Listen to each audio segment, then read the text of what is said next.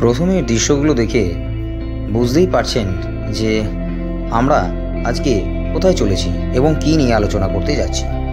তো আজকে আমাদের ডেস্টিনেশন হলো পুরুলিয়ার সোনকুপি বাঞ্জারা ক্যাম্প। তো আগেই আপনাদেরকে একটি ভিডিও অনেক দিন পরে ছেড়েছিলাম, তাতে দেখিয়েছিলাম যে চড়িদা গ্রামের কীভাবে মুখোশ তৈরি হয় এবং তাদের জীবন জীবিকা কীভাবে তারা করে থাকেন সেটা নিয়ে। তো আজকে আপনাদেরকে নিয়ে যাব পুরুলিয়ার একটি সুন্দর ক্যাম্প, যেটার নাম হচ্ছে সোনকুপি বাঞ্জারা ক্যাম্প। তো এই সোনকুপি বাঞ্জারা ক্যাম্প আপনারা কিভাবে বুক করবেন এবং কিভাবে আপনারা যাবেন, তো তার জন্য প্রথমেই বলবো যে কিভাবে আপনারা যাবেন সেটার আমি উত্তর দিয়ে দিই। কারণ আপনারা শহরের যেখান থেকেই থাকুন না কেন, যেখানেই থাকুন না কেন, তো আপনারা সেখান থেকে চলে আসবেন হাওড়া স্টেশনে এবং হাওড়া স্টেশন থেকে আপনারা রাত্রিবেলায় চক্রধরপুর এক্সপ্রেস ধরে চলে আসবেন বড়াভূম স্টেশনে। আপনারা কিন্তু পুরুলিয়া সার্কিট যেটা বলে, অর্থাৎ আমাদের দুটো সার্কিট হয়, একটা হচ্ছে অযোধ্যা সার্কিট আর একটা হচ্ছে গড় সার্কিট। তো আপনারা পুরুলিয়া নেবে অযোধ্যা সার্কিট অর্থাৎ অযোধ্যা হিলসে যে দ্রষ্টব্য স্থানগুলো আছে সেগুলো করে এখানে আসতে পারেন, অথবা আপনারা পুরুলিয়ায় না নেমে বড়াভূম স্টেশনে নামতে পারেন এবং সেখান থেকে আপনারা মাত্র আধ ঘন্টায় 18 কিলোমিটার ডিস্টেন্স অতিক্রম করে আপনারা চলে আসতে পারেন এই সোনকুপি বাঞ্জারা ক্যাম্প। তো বড়াভূম স্টেশনের বাইরে অনেক গাড়ি থাকবে, তো আপনারা সেখানে মোটামুটি দরদাম করে সেখান থেকে আপনারা এখানে আসতে পারেন। প্রথমে বলি, এই সোনকুপি বাঞ্জারা ক্যাম্পটা অবস্থিত হলো মাথা ফরেস্টে, অর্থাৎ মাথা পাহাড়ের একদম নিম্নাংশে। তো এখানে আপনাদের যদি আপনারা বলে দেন বুকিং করার সময় যে আপনাদেরকে সেখান থেকে পিক এবং ড্রপ দুটোই করতে, তো তারা কিন্তু সেটা করবেন। তো এর জন্য তারা কিছু এক্সট্রা চার্জ নিয়ে থাকেন।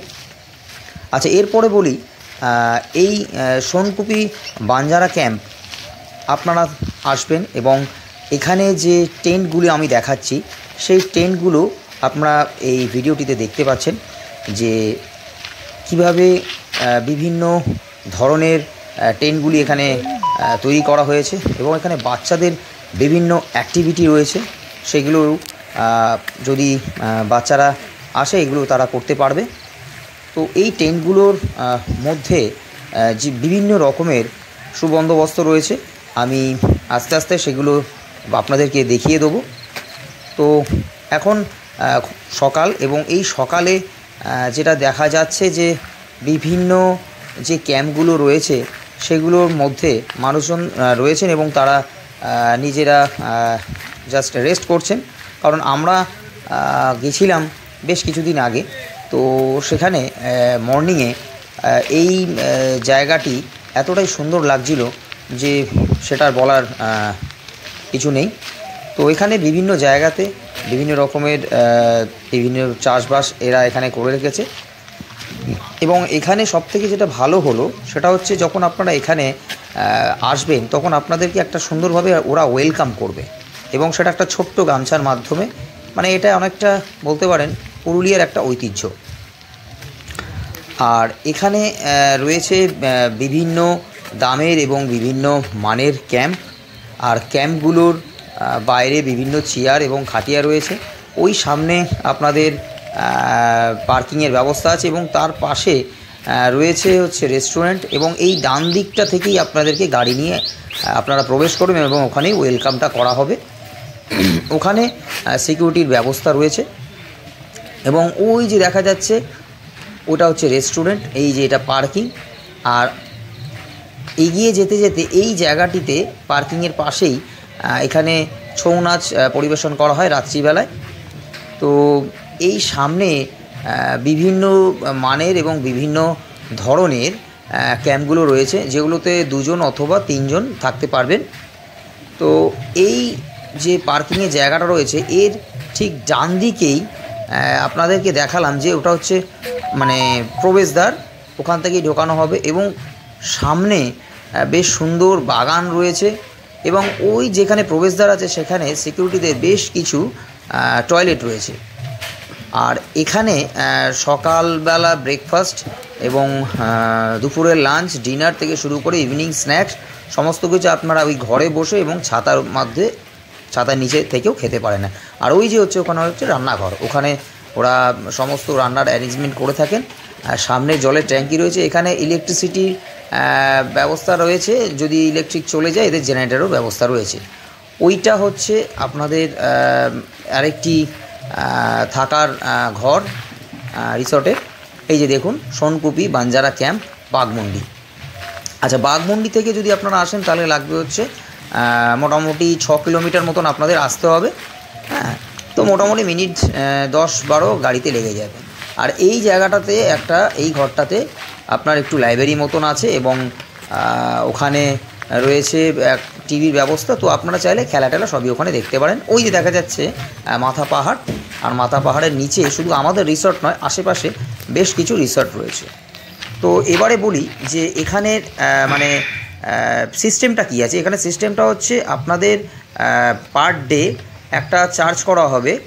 ধরুন আমরা যখন গেছিলাম আমাদের পার ডে চার্জ করা হয়েছিল 1200 টাকা। তাতে সকালের breakfast, lunch, evening snacks, dinner এগুলো সবই ইনক্লুডেড ছিল, প্লাস থাকা। এটা হচ্ছে একজনের একদিনের খরচ।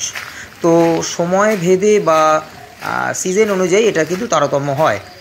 তো সেটা আপনার 1500 পর্যন্ত চলে যায়, কি তারও ওপরে হতে পারে। এবং বিভিন্ন টেন্টের কিন্তু বিভিন্ন রকম খরচ রয়েছে। তো আমি ডেসক্রিপশানে সমস্ত ডিটেলস দিয়ে দেবো, আপনারা সেটা দেখে নেবেন। আর যদি ভিডিওটা ভালো লাগে একটা লাইক অবশ্যই করবেন। আর সবাইকে এই সুন্দর রিসর্টে থাকার অনুভূতির জন্য একটু সাবস্ক্রাইব এবং লাইক শেয়ার করতে হবে। এই ক্যাম্প থেকে কিন্তু সাইট সিনও করানো হয়, দরকার পড়লে আপনারা এখানে ম্যানেজারের সাথে কথা বলেও অ্যারেঞ্জ করে নিতে পারেন। ওই যে দেখা যাচ্ছে মাথা পাহাড়। চলুন এবার দেখে নিই ক্যাম্পের ভেতরটা কীরকম, কী অনুভূতি পেয়েছিলাম সেটা আপনাদের দেখাই। এখানে বাইরে বসার জায়গা আছে, পাশাপাশি অনেক ক্যাম্প আছে। সামনের মাঠে হবে ছৌ নাচ। টেন্টের সাথে টয়লেটটা দেখিয়ে দিলাম, একটা মিরার আর একটা মেশিন আছে।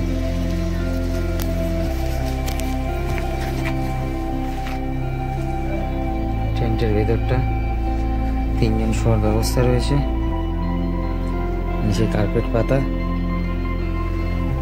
সামনে একটা ছোট টেবিল আর জল খাওয়ার জগ, একটা লোহার খাট, গায়ে দেওয়ার ব্ল্যাঙ্কেট,